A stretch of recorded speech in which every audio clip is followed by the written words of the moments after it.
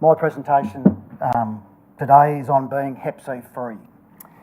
A micro-elimination success story at Hopkins Correctional Centre. My name is David. I'm a primary care nurse at Hopkins Correctional Centre, and I have over 21 years experience in the correctional setting. One of my roles presently is a blood-borne virus nurse, and over the last 3 years I've developed a real passion in this area of work. For those not familiar, Hopkins Correctional Centre is a 790-bed medium security protection prison located at Ararat, which is approximately 200 kilometres west of Melbourne, as you can see up there. Small town of about 10,000 people. The campaign to eliminate Hep C as a major health threat by 2030 was established by the World Health Organisation, known as WHO, in 2016. Australia targets an 80% reduction in Hep C incidence by this date. The number of people in Australia with Hep C is approximately 230,000 people, and worldwide 71 million. There's approximately 10,000 new cases of Hep C each year, and 95% of these cases, new cases, are usually from intravenous drug use.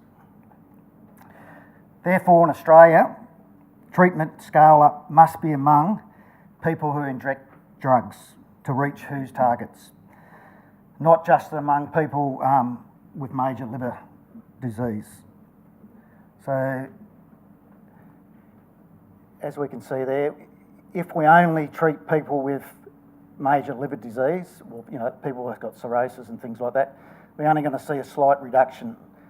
But if we just target people who inject drugs, which these days 95% of those are the ones catching Hep C, we're going to have a dramatic reduction by 2030 and hopefully meet those targets.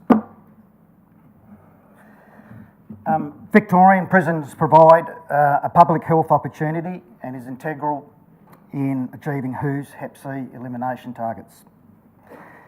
Hep C is very common in prisons and it's a global issue.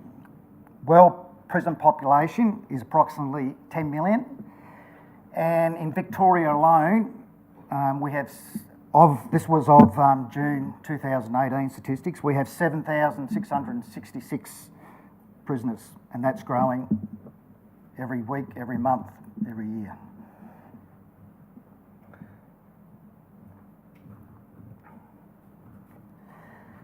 Prison is an independent risk factor for Hep C amongst people who inject drugs. And the prevalence of Hep C in prison overall was 26%, and among people who inject drugs, 64%. Prison treatment programs therefore provide an excellent opportunity to treat these marginalised population at high risk of transmission and reduce the presence of Hep C.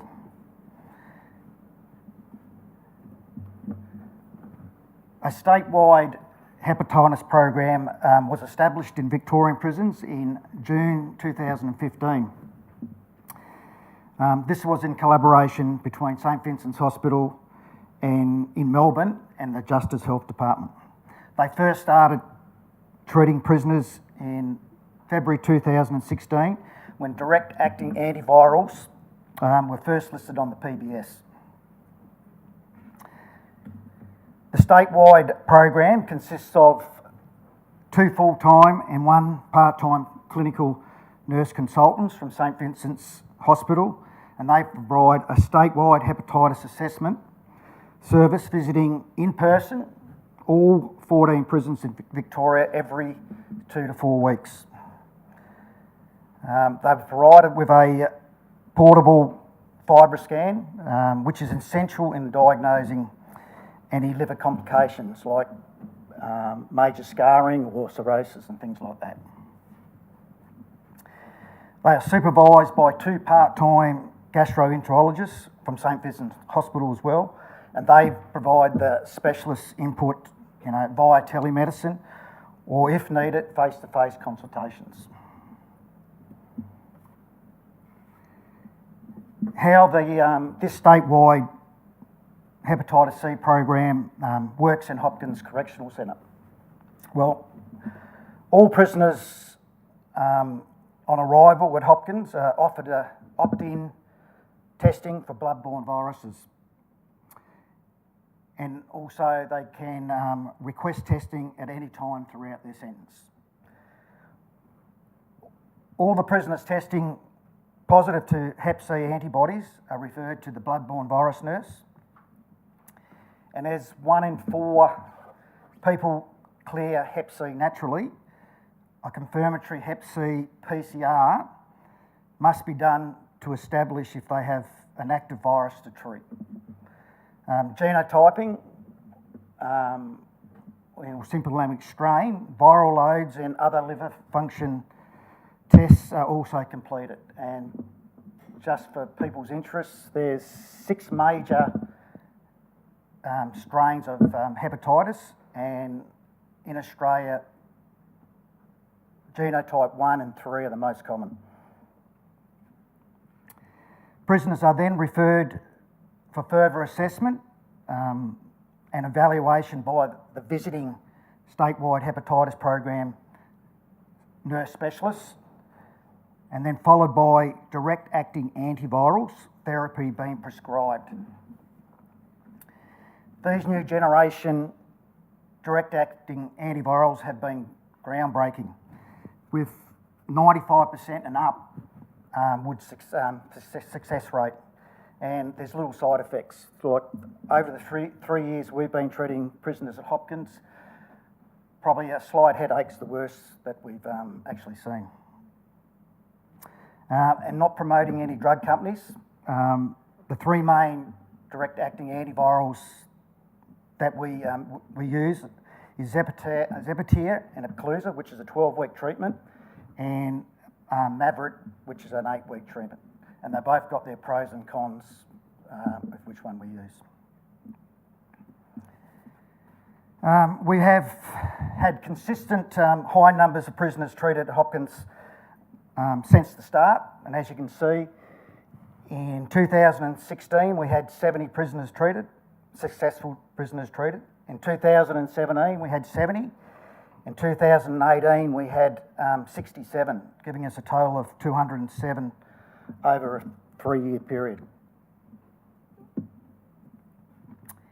In July 2018, a micro-elimination program was implemented at Hopkins Correctional Centre with the aim of diagnosing and treating all prisoners with active Hep C. Myself and a statewide hepatitis program liver clinic specialist, Lucy McDonald, seen the opportunity to run this project after successfully already treating numerous prisoners at Hopkins, and we're seeing firsthand the overwhelming positive results and the positive feedbacks from prisoners themselves. How did we achieve this?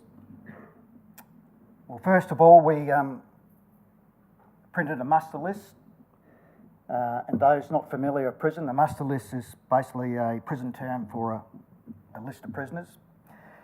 Everyone on this muster, electronic health records were audited for Hep C serology status. This audit took a full three days, and we had to take into account over those 3 days people being transferred, people being discharged, people arriving. So there was a rapid cycling of prisoners.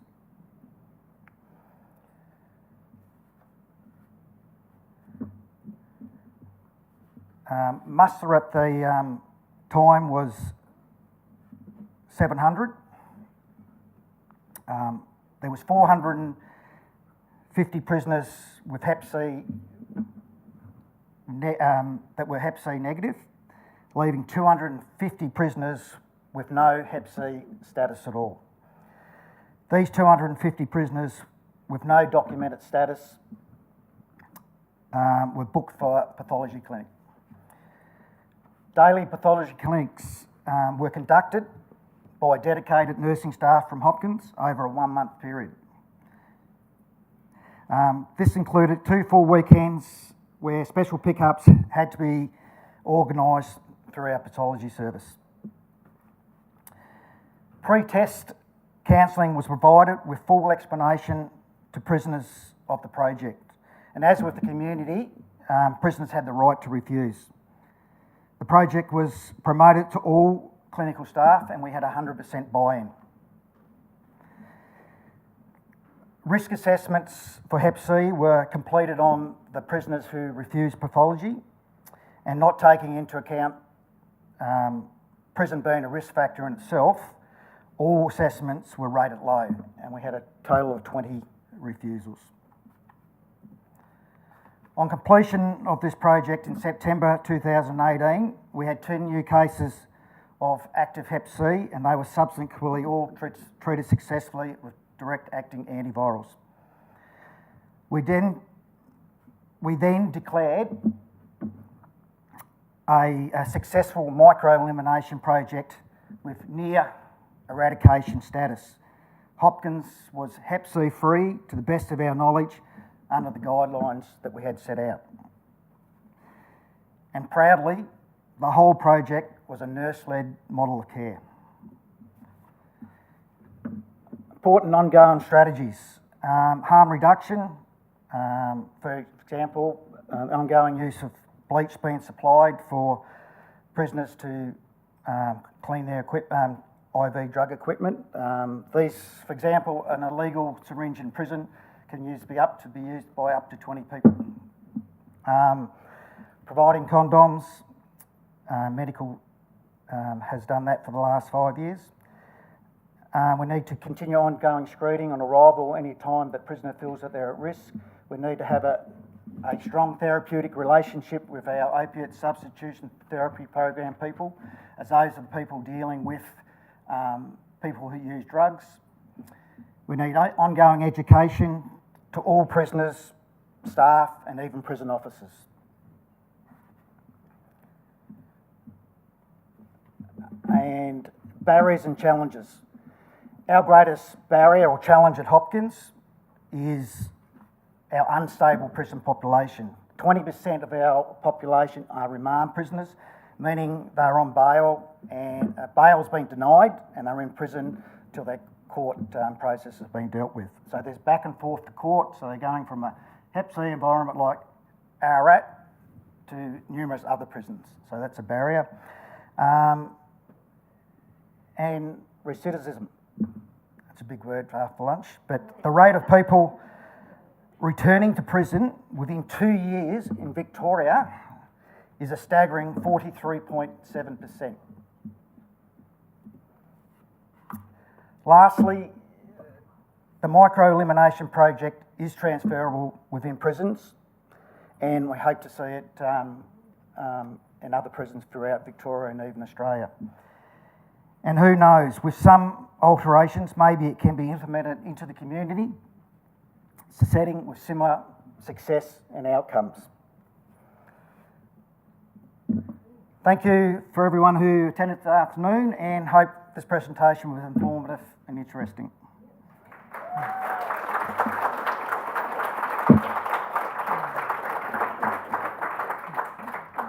There's a few people I'd like to thank is the staff at Hopkins Correctional Centre. They were fantastic and had 100% buy-in on the whole project. And a special thanks to Lucy McDonald from St Vincent's. I don't know if I've got any time for questions, so any questions? No?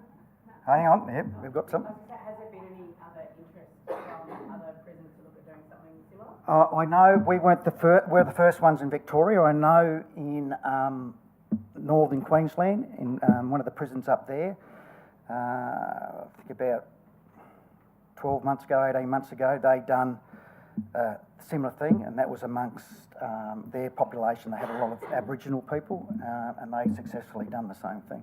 I'm just interested, were there any key messages that you used with the prisoners in encouraging them to take treatment? Yep.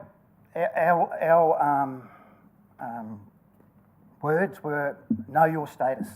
That was our, so that was our promotional thing. So know your status, and prisoners, once they knew what it was about, you know, we had really good success with that. Yep. I'm curious. First of all, I'm wondering if you guys then report when the prisoner is discharged into the community. Yep. Is there a process where you report what you've done for the patient, their medical history, back to a general practice for you? You're certainly not New South Wales at present. No. On release, if they've started treatment, we make sure that they get the full treatment go with them. We do give them pamphlets with the numbers of St Vincent's Hospital if they have any queries, because they are the people who actually prescribe it, that run the program. So we give it all that information to go home with, so if they have any questions they can ring there. On the odd occasions we have people that we haven't had time to start, that we've given community referrals to see their GP out there as well. But with e-health that'll improve because you'll probably upload the information on the health records that's portable with these. in the prison system, our electronic health records are completely separate, unfortunately, than the community, and yeah, so there's no match up on electronics. See what we've uploaded for them in general practice. Yeah. No, it's a completely secure system throughout the prison system. Yep. With that, if someone goes to their local GP, can they get the notes that you've got? Can they request those? They have to apply through Justice Health, who own the program, and same way through the information process. Yep. No worries. Thank you very much for your time.